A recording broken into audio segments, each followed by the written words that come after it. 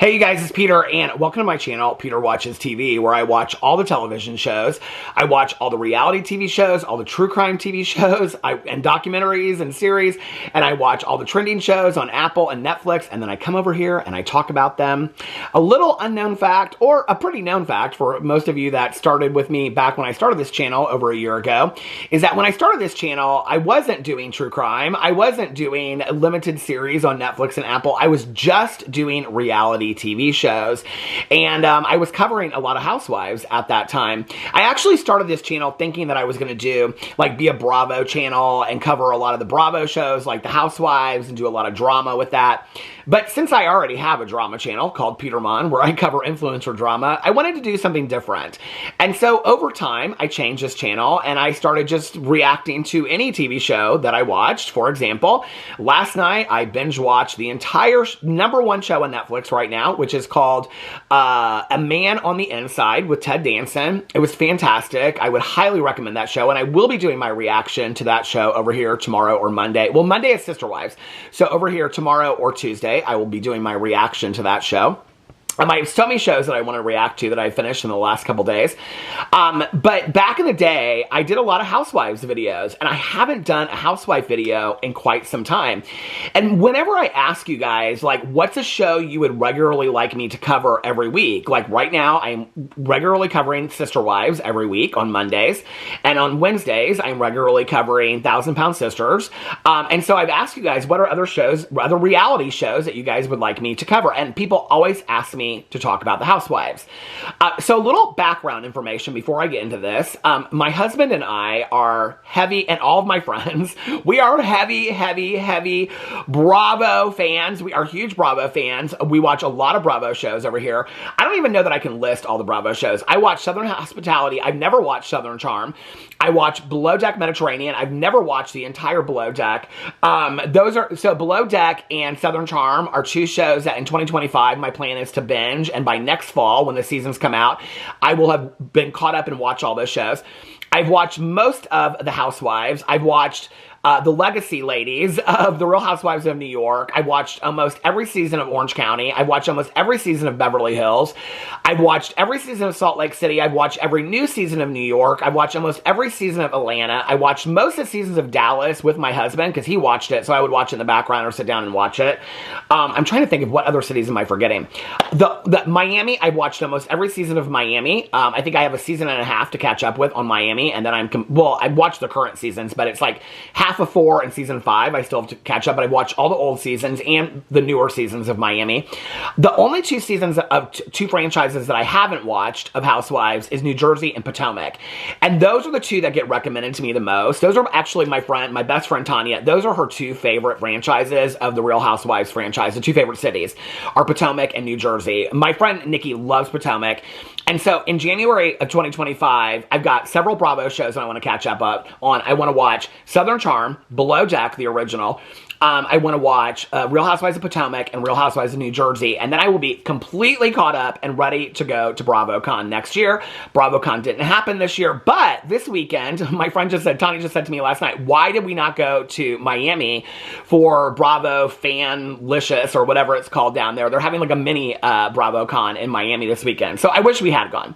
But that's kind of my history of the Real Housewives. Now, I have to tell you, I get accused a lot on my drama channel of being very passionate, of getting very heated, getting very angry about things. You have never seen Peter Mon passionate, heated, until you have seen me watching an episode of The Real Housewives. I get so heated. I have so many opinions. And so I thought, you know what? I want to bring it over here, but I wanted to start it with when a new city starts. And so my plan was to start it with Salt Lake City, because Salt Lake City is right now is probably one of my favorite cities to watch because it's so high drama, and this season especially is so high drama. I'm loving Bronwyn on Salt Lake City. I'll give you some of my opinions about the different cities here in a second. But when I found out that Beverly Hills was starting this last week, I was like, I'll start this with Beverly Hills. So going forward, my plan is to every week, like Sister Wives and 1,000-Pound Sisters, to do reactions to The Real Housewives of Beverly Hills. And then going forward, I will just do that with all the Housewife franchises, because by next fall, I'll be caught up when Potomac and New Jersey come back around. Well, I think New Jersey comes back in the spring. So going forward, when the new Atlanta starts, I think Andy Cohen just said why the timing is taking so long and stuff like that. And there's a lot to talk about with Atlanta, okay? Portia and Phaedra are back. Kenya Moore got in some trouble. There's a lot to talk about over there, okay, on Atlanta. So I'm real excited about that one coming back, and I'll have a lot to talk about. Right now, let me tell you where I feel about things. So the Real Housewives, and then we'll get to Beverly Hills and what my thoughts were on the premiere in just a second, because the premiere was this week on Tuesday. So Real Housewives of Orange County just concluded the 3-part reunion. I wasn't super impressed with the reunion. I really, to be honest with you, this was a hard season for me to watch. I have never, in my entirety of watching Orange County, been a huge Shannon Beador fan. I don't know what it is about Shannon Beador. I'm not a huge fan of hers. I don't dislike her. She was never one of my favorites. This season, I felt so bad for Shannon Beador. And on the heels of having had this DUI and knowing she was going to have to address it publicly on the show after a lot of things that she had said about Gina, I thought Gina handled the whole situation with absolute grace and class this season. Not in every situation, but I think in that specific situation, especially knowing what Shannon had said about Gina and her DUI and things like that in the past, the way that she treated Shannon, I thought really showed just the kindness of Gina in that situation specifically. I thought there were other situations I did not love Gina with. I didn't like how Gina treated Jen and things like that throughout the season, but I thought how she handled Shannon. But Shannon coming onto this season with her ex, John Jansen, dating Alexis Bellino, who is now back on the show. I just was like, Shannon said in the reunion, she said, every woman on this cast and all of my friends have said, I don't know how you do it. I do not know how Shannon Beador did that. There's no way. She's been broken up with the man less than a year. I don't know how I could go on a show and film with my ex's new person. And she had dated him for 4 or 5 years, right? I think it's also interesting that John Jansen never wanted to be in the public eye, and Shannon did such a great job of saying, John doesn't want to be on the show, John doesn't want to be, but then Alexis Bellino brings him on, and all to clear his name, and Shannon really hadn't said that much that was negative about John, because she never wanted John never wanted to be on the show, and then Alexis starts dating John, they get engaged like that quick, and then all of a sudden, if I never hear the names John Jansen or Alexis Bellino again, it will be too soon. And I hope to God she is not on the next season of The Real Housewives of Orange County, because she is boring. I think she's absolutely boring, and I don't need her on another show. The only reason she was on this show this season, and this is where I have a lot of questions with production. I feel like she was on the show to piss off Shannon Beador and to have a storyline. But here's my thing, right? The storyline at the cost of whose mental health? At Shannon Beador's mental health? Because like Emily even said in the reunion, she said, I think at some point I would have just walked off and bowed out and been like, no, I'm not doing this. I think a lot of people would. But Shannon said this is her career, you know? And so she was stuck between a rock and a hard place. She couldn't. So I don't know. Like, I have a lot of feelings. And then after the reunion, all the women met up. And now John is saying that Shannon, like, assaulted him or something the night of the DUI. And it's just a lot, you know? So that's how I feel about Orange County. Salt Lake City. I mean, this season is coming in so hot. I will say this. I have been a huge Heather Gay fan in the past. Heather Gay, to me, and Lisa Barlow, who I've liked them all in the past, in all honesty. They seem very arrogant this season. It'll be interesting to see when they watch it back. Like Bronwyn, I don't know that they're ready for Bronwyn. I know there's a lot of people that don't like Bronwyn, but the two things I'm surprised about is I didn't think I would like Bronwyn, and I love Bronwyn. I like the way that she's very direct and she addresses people, but like the whole scene with her and Heather Gay, when she approached Heather to bring her on the anniversary trip, and then Heather just kind of dismissed her and walked out and was like, you're coming for me. And she wasn't. Bronwyn wasn't coming for her at all. She was taking a lot of accountability. I thought that scene was very interesting. The other thing that's really surprised me, well, Brittany, why is she on the show? I'm so bored of Brittany and her whole storyline. And there's no reason for Brittany to even be on the show. I mean, I think there's like this ideology that we have to have so many housewives. Brittany was not needed on the show. But I'll tell you what really surprised me is my husband almost didn't want to watch it because he cannot stand Mary. And he said it the other night too. Like, I am blown away with Mary. I love that Mary is direct. I love that she is setting people straight.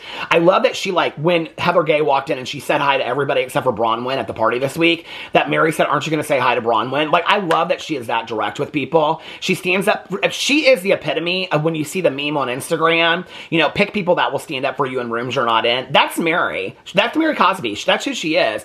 I think we're seeing a different Mary this season, and I don't know why. I don't know if she felt like, and she's still funny, but like before, she seemed like she was not emotionally invested in any of these relationships. She doesn't seem like that this year. I feel like we're seeing the real Mary. I also think that for her to share the story of what's going on with her son is so cathartic for so many people that are watching it that have gone through similar things. And I think it's so honest and vulnerable of her. I really think that Mary has earned her seat and earned her snowflake. So Salt Lake City, I'm loving. Real Housewives of New York this season. I know Andy is so invested. I actually don't dislike the cast of The Real Housewives of New York. I'm just real bored with it this season. And I don't even know what to make of the joke that Aaron and Rebecca Minkoff made to show. Brynn will admit that she'll say, I'm a shit stirrer, I'm a liar, and all that kind of stuff. I don't know why you needed to come up with this prank that was insensitive to women and their pregnancy issues. I don't know why that needed to happen to save the show or make Rebecca Minkoff less boring. She's boring. And that was Aaron's idea. It wasn't her idea. She adds nothing to the show. So, I don't know, but I'm enjoying this season, kind of, but I will tell you, out of the whole week, it's the one that I'm the least interested in watching. So now that Orange County is over, Beverly Hills is on. So it's the 14th season of The Real Housewives of Beverly Hills. Let me get you to the cast. Alex kept on saying, my husband Alex was like, who's missing? I was like, Crystal. And he goes, oh, I totally forgot she was there. I did not forget that Crystal was there, but I didn't miss her. I liked Crystal. Crystal was completely fine, but I don't know that I think she added anything to the show. But Crystal and Cynthia Bailey apparently have started a podcast, so congratulations to them on that.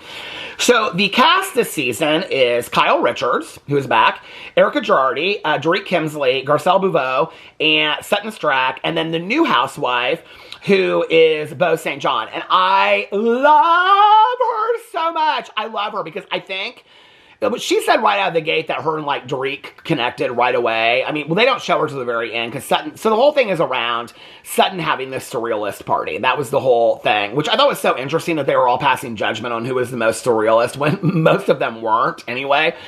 But I love Bo so much. I love her. She's going to be such a great addition to this cast. I think she's going to be fantastic.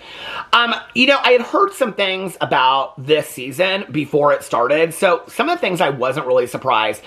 I had heard that Dorit's spot on the show was like up in the air, that it was possible that she was maybe not going to be renewed for the show. I also heard that Kyle, that all the women were told that if you're going to come on the show, you're going to have to share you're going to have to share. And Jennifer Tilly and Kathy Hilton are the friends of this season. That they were going to have to share the real stuff if they were going to come on the show. So I wasn't really that surprised that they were sharing. I guess I was kind of surprised at the depth that they shared.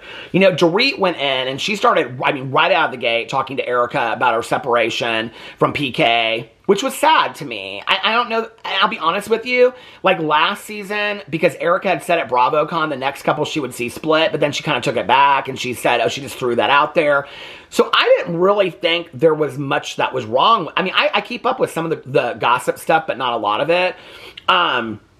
I don't know, I kind of was surprised. I'd seen this stuff in the news about how PK was supposedly like in a car with another woman and all this kind of stuff. I don't know. They seemed like the couple that would work through it. They had been in marriage counseling together. They showed that on the show. So the fact that they're now separated, what's interesting to me about it is that they're separated, but Dorit just recently, because we watched Watch What Happens Live, she said they're still separated. They're not going towards divorce at all. Part of it makes me kind of wonder if they were already there, and then she's sharing so much of it to stake her prominence on the show, which would make me kind of sad. But in all honesty, we've seen some of these housewives go to great lengths just to keep their spots on the show. I hope that there's no truth to that. But it makes me sad nonetheless. It's interesting when you talk about the Real Housewives and all these women are single. Like, Garcelle said that at one point in the show. She said, do any of us have husbands anymore? None of them are like married. They're either separated or they're, divorced. Not that I think that really matters, but I think it's interesting, I think they should maybe change it and call it independent women or something like that, because they are all independent women, So Dorit comes out of the gate and she starts sharing about how PK is an alcoholic and he's sober now. As a person in recovery, so for those of you that do not know, my sobriety birthday is December 17th of 1994. I'm very active in a 12-step program. I honor any way that people choose to get sober. There's a lot of ways to get sober. If I should make it to December 17th of this year, because we do not borrow time in recovery, I will have been sober 30 years. I don't know how I feel about Dorit sharing PK's story. I think for Dorit to have said, I felt a weird way about that as a person in recovery. I've talked to a couple of my friends in recovery that watched the show, and it was kind of mixed. Some of them felt similar to me. Other people were just like, it was whatever. I don't know that I necessarily felt like that was, even though she had gone through it with him, I think for her to share and say alcohol was a huge part of it, or PK's drinking and got out of hand, but to really share a lot of his journey, I don't know that I felt like that was her story to tell. You know, I don't know. I felt, we'll have to see how it kind of unfolds over the season. But in the first episode, I was kind of like a little, I don't know, I just felt a little bit weird about that. I also was like, I mean, they're on such a huge scale. Their kids go to school and stuff like that. It's like, them not telling their kids was an interesting choice to me. I'm not going to judge how somebody parents their kids, but I just thought, are they not going to hear it anywhere? I mean, these are high-profile people. So if it were me, I would want, you know, my kids to hear it from me rather than, you know, I can remember when I came out and I didn't care who knew it as long as my parents heard it from me first because I wanted them to hear it from me. I thought that was interesting. I also thought it was interesting that they brought it up like 3 or 4 times in the show. So obviously production thinks it's an issue as well. And some of the women kind of side-eyed her when she said it, but I don't know. I'm just bringing it up because it was on the show. No judgment. I just thought that was interesting that they talked so much about that. So then it goes into Kyle, and Kyle is talking about how Mauricio has moved out and her daughter moved out and went to college, I think. And then it's just like her, I think Portia's in the house. But I didn't think Portia lived there anymore anyway, so I thought it would just be Kyle alone. I mean, Kyle has enough money, she can stay in that house by herself, but why would you want to? I don't know why you would need that much house if you were by yourself. I think we're going to see a lot of changes like that in the next, I don't think it'll be this much this season, but I think next season we'll start seeing downsizing and things like that. Not for a financial reason, but I think because they're going to see, like, what's the point? Like, what's the point in us keeping all of this? I mean, she doesn't need a 10-bedroom house, you know, and I mean, it's a gorgeous house, but she doesn't need it for just her, you know, and the dogs. And then I think that Kyle, I think it's interesting. I did see that recently Kyle and Morgan Wade, who people suggested were together in some kind of romantic relationship, even though on the show it just showed that they were friends, that they had kind of like, it came out something that Morgan doesn't want to be in the spotlight whatsoever. And so they're like, kind of like taking a break from their friendship or whatever it is. And so that was interesting to me that they showed it on the show. And then I think it was I can't remember who it was. I think it was Garcelle and Erica or somebody that were asking Kyle about it. It was at the party. Maybe it was Sutton. I don't remember. And she kind of like, I think production told her she has to talk about it if she's gonna bring Morgan on the show, or if Morgan's gonna be a part of the show, she's gonna have to address it. I have a feeling, like, Beverly Hills is one of those shows where they're kind of forced to address things on the show. Because it seemed to me like she didn't really want to come out and say something, and I'm not for publicly outing people whatsoever. And I think it would be interesting for them to show the journey of what really is going on and, like, you know, like, what's her thoughts? Because she said on there, it was so ambiguous. I didn't really understand what she was saying. She was like, I didn't really want to have that conversation with my daughters because they would judge me. But her daughter said to her, Mom will love you no matter what. And I thought it was such a teachable moment, especially in today's time. I thought it was such a teachable moment. I thought it was such a beautiful moment, actually. But I didn't really know what the moment was. I didn't really know what she was saying because she didn't really say a whole lot. I'm not saying that she has to, but I felt like production's kind of pushing her in a direction where she has to address these things. Kathy Hilton, I have a very unpopular opinion. And Jennifer Tilly is a lot of fun. I mean, I can remember her sister in The Big Chill, and I know Jennifer Tilly is a lot. I like Jennifer Tilly on the show. I wish they'd make Jennifer Tilly a housewife. Kathy Hilton is boring to me. And that's an unpopular opinion. All my friends, they love Kathy Hilton. They think she's great for the show and all kind of stuff. They think she's out of touch with reality. I thought, like, she just does, I don't know, she just kind of, like, the stuff that other people see as weird on the show, like when Bose was watching her, like, on the show, she took out her, like, hair extensions because she said at the party, because she said she was hot, reads to me as entitlement and arrogance. Like, you're at somebody's party and you're literally ripping your extensions out because you're hot and you just got there. Like, it's always kind of that with Kathy Hilton, like showing that places in her slippers. It's just like kind of like I own the world kind of thing. And I think she very much has that mentality. I'm not a huge Kathy Hilton fan. This is why I don't love making, I will tell you this is why I don't love making housewife videos as well, because it's very polarizing opinions. Everybody has polarizing opinions about these things. So this is just my reaction of watching the show this week. But I'm not a huge Kathy Hilton fan. I don't dislike her. I don't dislike any of these women. But I'm not a huge Kathy Hilton fan. I don't think she adds anything to the show. I think the only thing that she adds to the show is her relationship with Kyle. And then they show that Dorit goes to Kathy, and Kathy reached out to Dorit before Kyle did. Well, I think that gets into a lot of, like, I think on the way that they show it on the show is that it's sisters divided, but that's not necessarily the case. I mean, I'm an only child, but I've known a lot of siblings that are friends with the same person, and one has a stronger friendship with it than the other. I mean, Kyle's already come out and said that her and Dorit weren't that close. It doesn't mean that her and Kathy weren't, and that Kathy would reach out to her first. Plus, Kyle says on the show she felt weird, but I mean, they literally showed Dorit saying, if she reaches out to me, it'll be manipulative. And then Kyle says, I didn't reach out to Dorit because she would say it was manipulative. And then in the scene for next, I think it was a scene for next week, Dorit says, I felt kind of weird that she reached out to PK, but she didn't reach out to me. And I'm like, but you literally said that if she reached out to you, it would be manipulative. You know what I mean? It's just like, it was like when I was watching the Orange County reunion and Tamra was talking to Shannon on their makeup moment, which I thought was very sweet. But Jen is sitting over there and she goes to Katie and she says, watch, she's going to say, I love you. I'm so sorry. This is why I did what I did, because I love you so much. And she didn't say it on the reunion, but she sure as shit said it when they flashed to the next scene when all the women got together, when John Jansen put out a statement. Okay, and Tamra looked at her, and Emily caught it, because you could tell that in that moment Emily caught it. Tamra said to Shannon, I love you, I've always loved you, that's why I do these things. And Emily said, but maybe it was not needed in this situation, or maybe it was too much, or something like that. She caught it, and Jen had already called it and said it was going to happen, and Tamra said exactly what Jen was going to say, you know?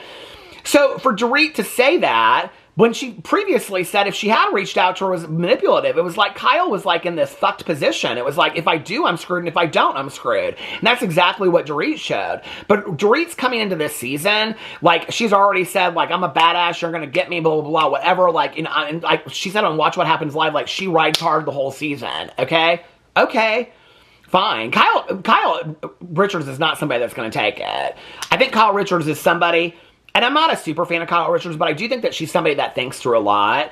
I think what's so sad to me about this season is, so far, is that you're seeing a lot of hurt women.